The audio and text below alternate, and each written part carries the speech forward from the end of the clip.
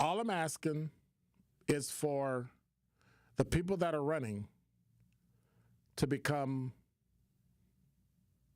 superintendent of MPS is to show me what it is you're doing. Because I'm not seeing anything, I'm not hearing anything, I'm not understanding anything. And it's unfortunate because we hear so much about what people have to say, but then they really don't say much. Right?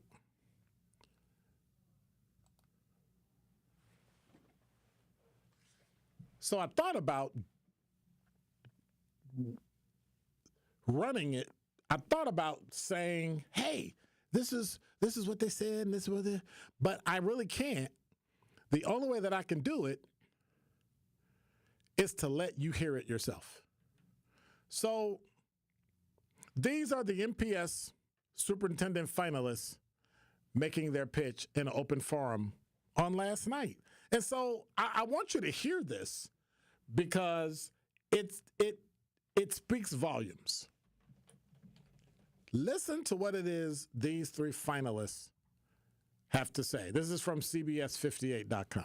Well, the board in charge of Milwaukee Public Schools wants to hear from you before they select a new superintendent. Yeah, three finalists are in town tonight, and CBS 58's AJ Bidepor is at the district central office where those finalists made their cases to families and taxpayers. You have seen the data. I have seen it too. Those looking to run MPS won't sugarcoat the problem. I'll be really honest with you. Maybe I shouldn't be, but I will. I have looked at the org charts. I've looked at the budget. I've looked at everything. I don't understand who's responsible for what. I'm just going to be clear. They present their plans to turn around the district's reading scores, which are among the nation's worst. I circulated some literature, a handful. I have more up here, and this is what I shared with the search firm and the committee. It's the enhanced literacy plan that I developed for Milwaukee Public Schools. And they outline the progress they've made in their previous stops. You need to build relationships and move things, and so I was able to move a read well by third grade policy where the Republicans had a very different viewpoint than I did. The finalists are Brenda Casilius, formerly the Boston superintendent and commissioner of education in Minnesota. Joshua Starr is currently an education consultant, but before that, he was superintendent in Montgomery County, Maryland. And Andre Townsell is the superintendent in Calvert County, Maryland. Before that, he led schools in Benton Harbor, Michigan. Thursday, they outlined the changes they would make in Milwaukee. Talking to kids today, they said the food's got to be better. You know, and so, I mean, these are simple kind of Maslow hierarchy things. You know, any of you who studied psychology. Every child must be in a great school every day. That's what they deserve. And I'll tell you what greatness is.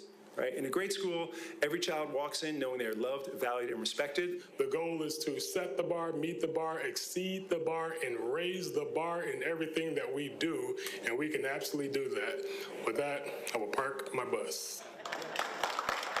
MPS plastered the auditorium with these flyers. They have separate QR codes leading to comment forms for each of the three finalists where the public can share their thoughts. We'll have those links on our website, and so CBS58.com. That's just a touch of what each of the candidates had to say. So I'm a little perplexed at, out of everybody you chose those three. See, I have a problem with, let me just say it. Why is it that you came up with a black male, a white male, and a woman? Why couldn't it have been two women and a guy? Two women and a black guy? Two men and a woman? Like now it's a black man and a white. So they've covered every demographic except Hispanic and Asian in MPS that's there.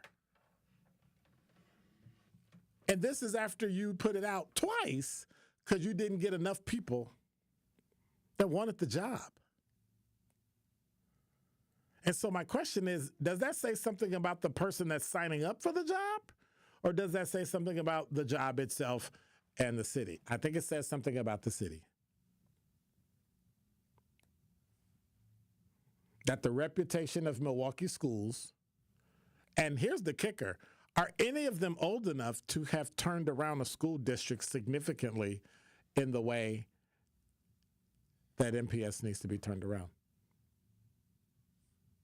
Are we hiring other people on a hope and a dream?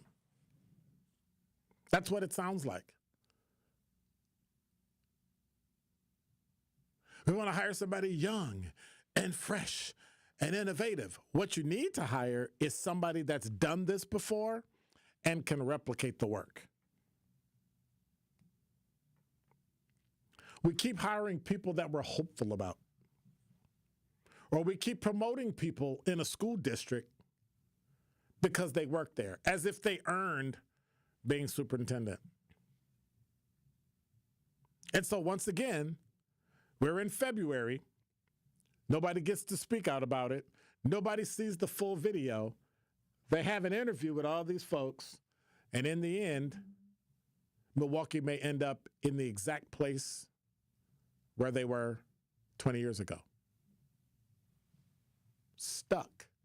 And that is Dr. Ken's Truth on the new 1017 The Truth.